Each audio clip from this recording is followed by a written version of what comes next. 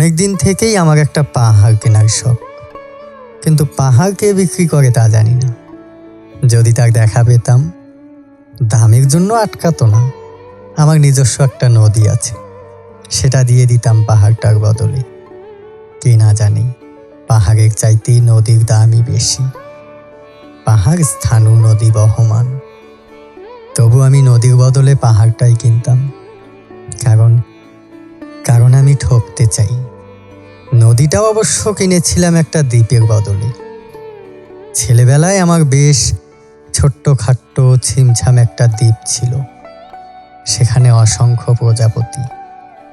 শৈশবে দ্বীপটি ছিল আমার বড় প্রিয়। আমার যৌবনে দ্বীপটি আমার কাছে মাপে ছোট লাগলো। প্রবাহমান ছিপছিপে তন্নি নদীটি বেশ পছন্দ হলো আমার। বন্ধুরা বলল, ওইটুকু একটা দ্বীপের বিনিময়ে এত বড় একটা নদী পেয়েছিস, খুব জিতেছিস তো মাইরি। তখন জয়ের আনন্দে আমি বিহ্বল হতাম। তখন সত্যি আমি ভালোবাসতাম নদীটিকে। নদী আমার অনেক প্রশ্নের উত্তর দিত, যেমন, বলতো আজ সন্ধ্যাবেলা বৃষ্টি হবে কি না। সে বলতো, আজ এখানে দক্ষিণা গরম হাওয়া। শুধু একটি ছোট্ট দ্বীপে বৃষ্টি, সে কি প্রবল বৃষ্টি, যেন একটা উৎসব। আমি সেই দ্বীপে আর যেতে পারি না।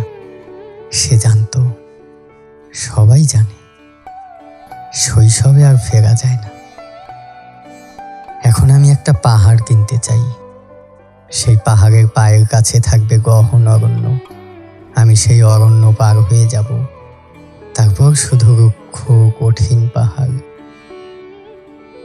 একেবারে চূড়ায় মাথার খুব কাছে আকাশ, নিচে বিপুলা পৃথিবী, চরাচরে তীব্র নির্জনতা।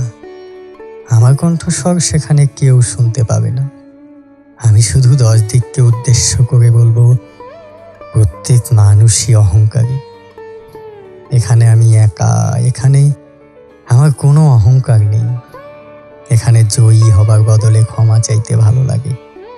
হে 10 দিক, আমি কোনো দোষ করিনি, আমাকে ক্ষমা করো।